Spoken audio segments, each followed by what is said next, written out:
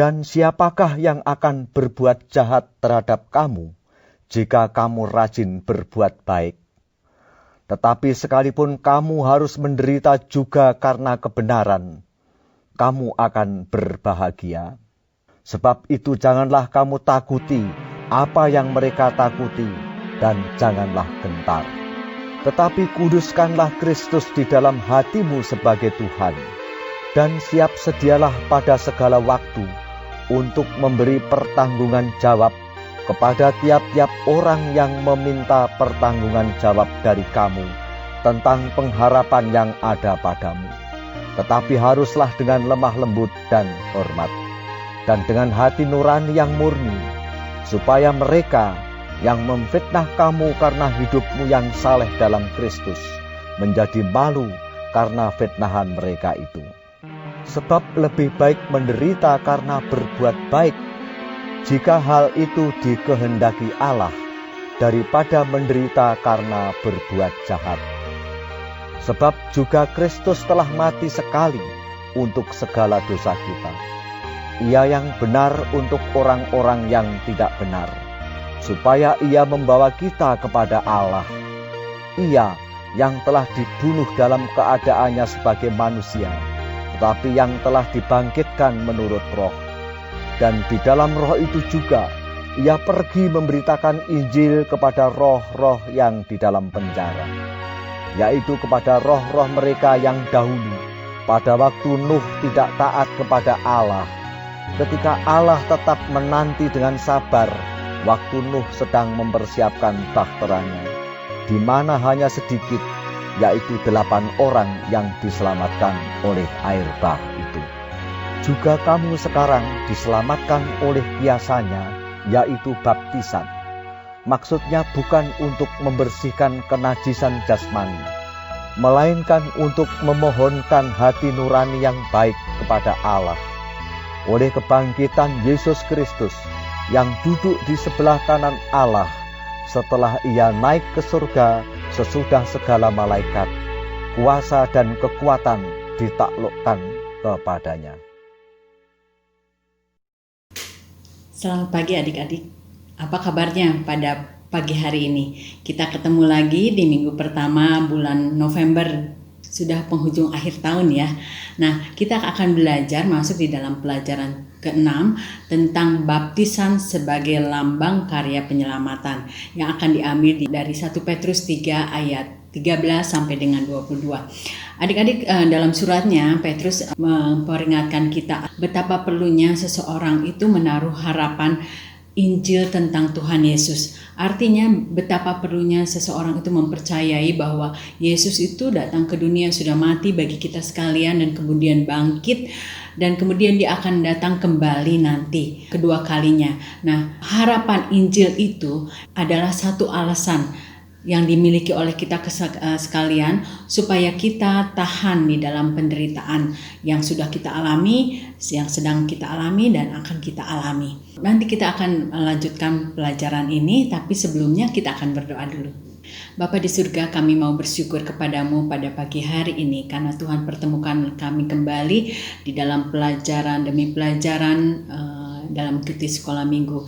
Kami mau bersyukur kepadamu Tuhan untuk apa yang sudah Tuhan berikan dan akan berikan melalui pelajaran pada pagi hari ini.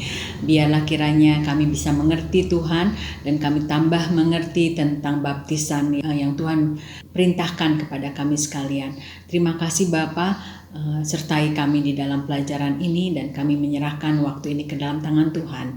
Di dalam nama Yesus Kristus kami berdoa. Amin.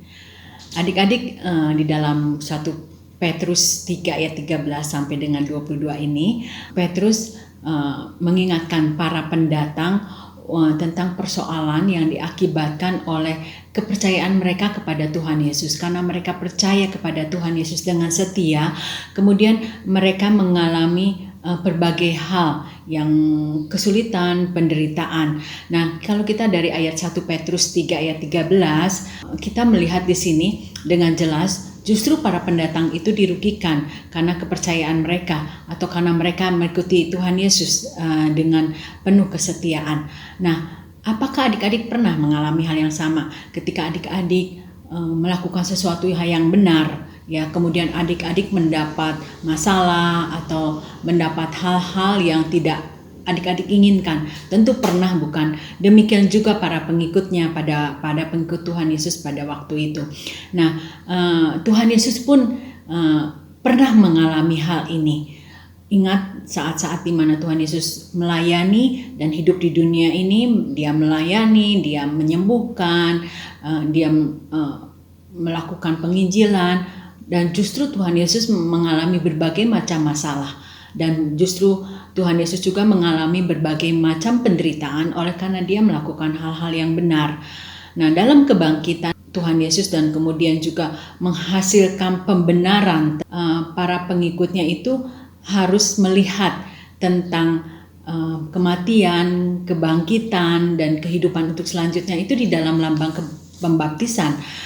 Demikian juga dengan adik-adik sekalian, ketika kita dibaptiskan, kita meninggalkan kehidupan yang lama dan kemudian dibangkitkan bersama dengan Tuhan Yesus, berjalan bersama-sama dengan Dia, menyongsong kehidupan yang baru setiap hari ketika kita menerima Tuhan Yesus itu. Kita akan pelajari lebih detail lagi ya dari Pastor Alex. Shalom semua.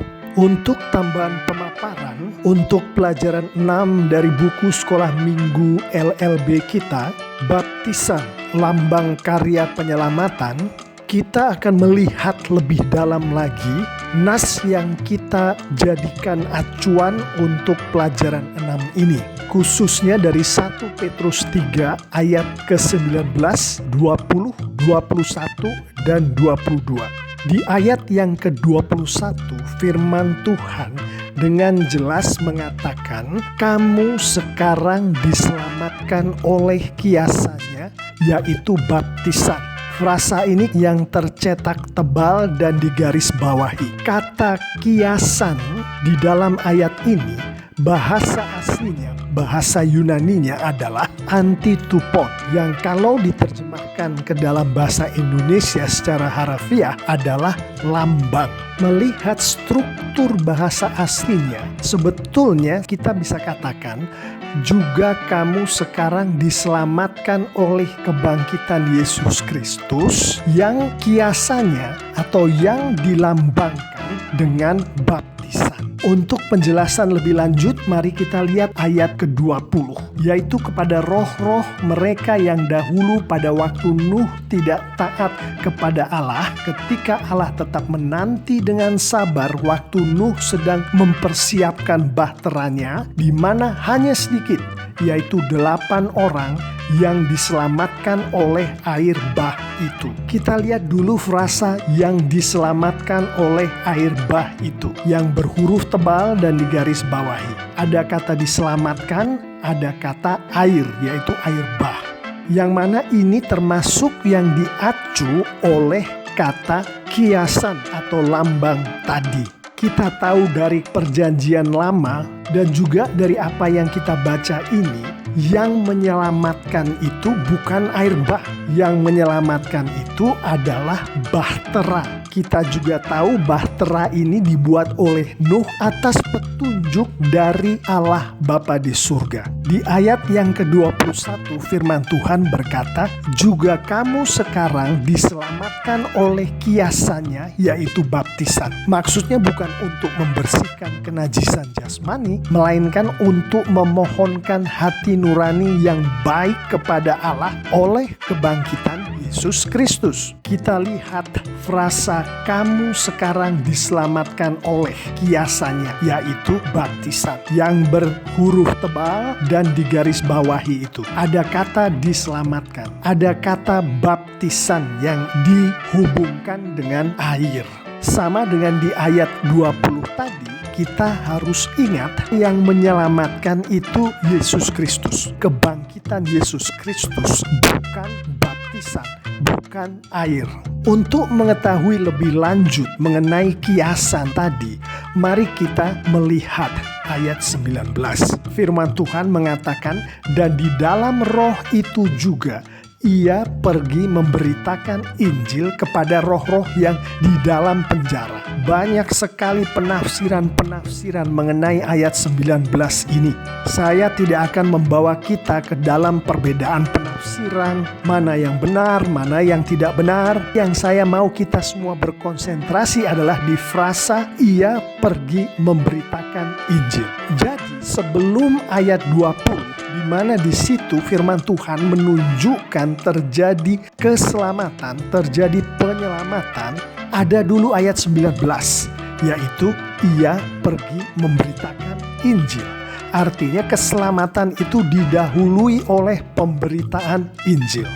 Kemudian di ayat yang ke-20 kita akan berkonsentrasi ke frasa dengan huruf tebal yang digarisbawahi. Allah tetap menanti dengan sabar waktu Nuh sedang mempersiapkan bahteranya. Kita tahu dari perjanjian lama maupun ayat-ayat ini, bahtera inilah yang adalah kabar baik bagi orang-orang yang hidup di zaman Nuh. Alkitab menunjukkan bahwa bahtera inilah tipe Yesus Kristus. Artinya bahtera inilah yang melambangkan Yesus Kristus. Dan pada saat bahtera ini sedang dipersiapkan, melalui Nuh, Tuhan menyampaikan kabar baik atau Injil, boleh dikatakan begitu, mengenai bahtera ini yang bisa menyelamatkan orang-orang dari air bah. Di ayat 19 dan 20 ini kita melihat bagaimana Tuhan begitu mengasihi orang-orang yang Dia ciptakan sehingga Tuhan memberikan kabar baik. Bukan hanya kabar baik, bahteranya juga diberikan. Dari kabar baik yang diberikan itu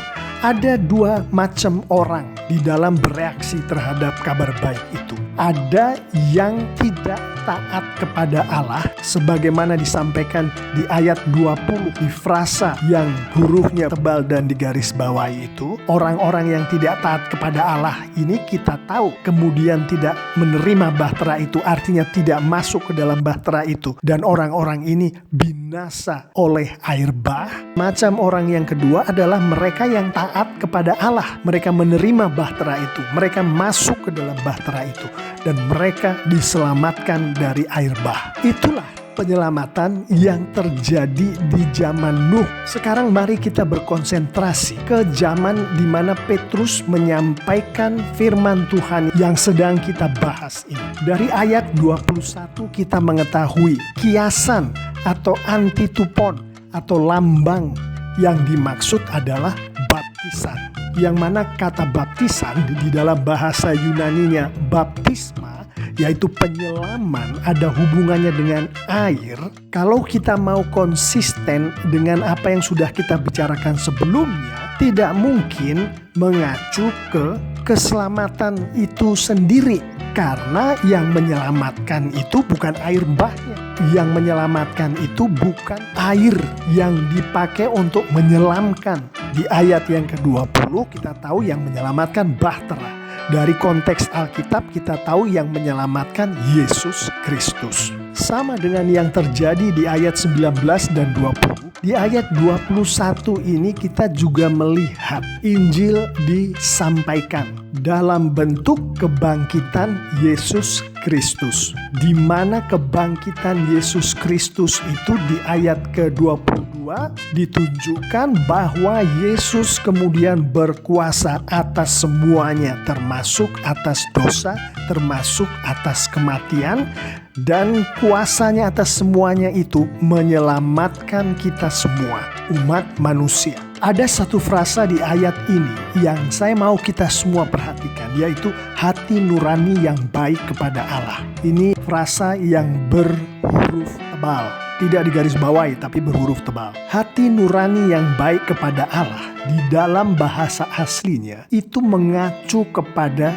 iman, mengacu kepada percaya. Jadi kalau tadi di ayat ke-20, ke-8 orang yang diselamatkan oleh bahtera tadi, dia percaya akan apa yang disampaikan oleh Allah melalui Nuh. Maka di ayat ini kita melihat orang-orang yang menerima keselamatan, yang diselamatkan adalah mereka yang beriman atau percaya akan kebangkitan Yesus Kristus. Jadi kita melihat kesamaan pola antara ayat 19 dan 20 yang diacu oleh kiasan antitupon atau lambang tadi dengan ayat yang ke-21 di mana ada penginjilan, ada iman atau percaya.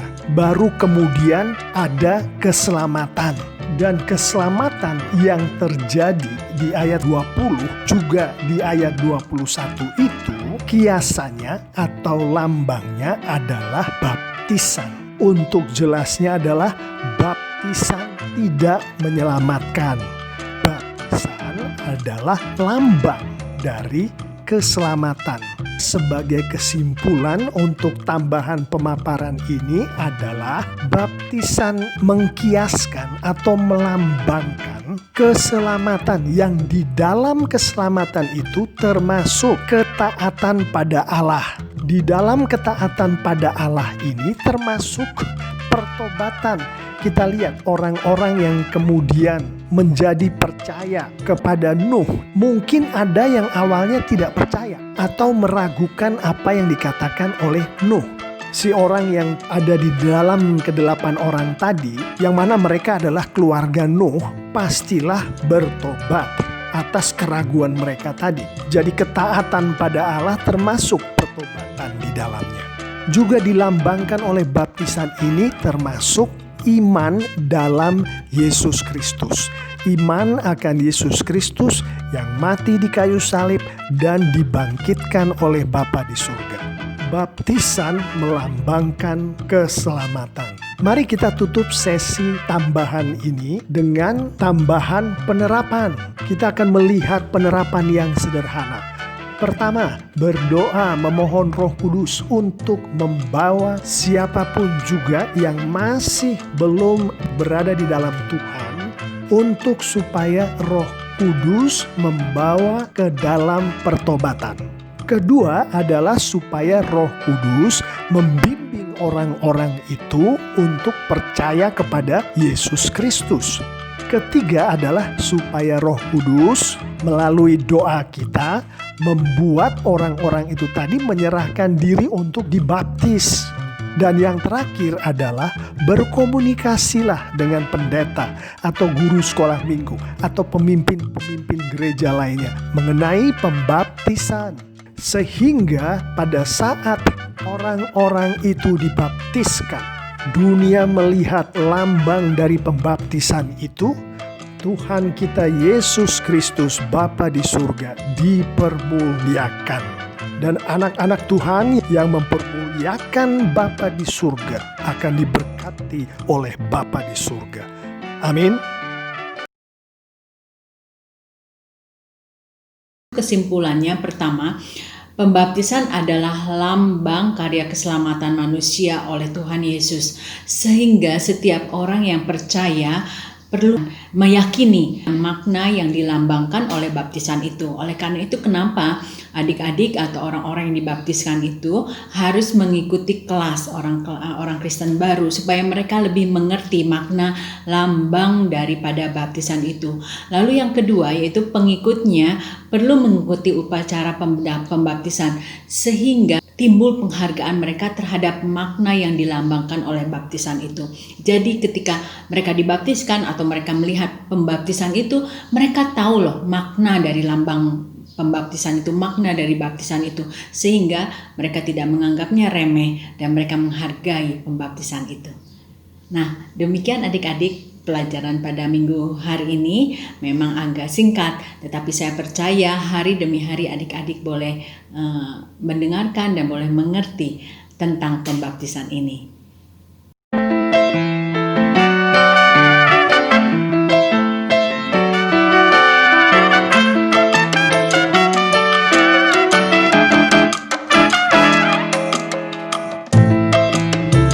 Kita akan berdoa. Bapa di surga, kami mau bersyukur kepadamu untuk firman Tuhan yang boleh kami dengar dengan jelas tentang pembaptisan. Kami tahu Tuhan bahwa betapa pentingnya mengikuti apa yang sudah Tuhan katakan bagi kami. Dan biarlah ketika kami percaya kepada Engkau, menerima Tuhan sebagai Tuhan dan Juru Selamat, kami boleh dibangkitkan bersama dengan Tuhan sebagai lambang daripada baptisan yang kami lakukan. Tuhan Yesus, terima kasih untuk Roh Kudus Tuhan yang memeteraikan setiap kebenaran di dalam hidup kami. Pimpin sepanjang minggu depan supaya nama Tuhan Yesus dimuliakan di dalam setiap aktivitas kami. Terima kasih Bapa, di dalam nama Yesus Kristus kami berdoa. Amin. Sampai ketemu minggu depan adik-adik. Selamat beraktivitas hari ini. Tuhan menyertai.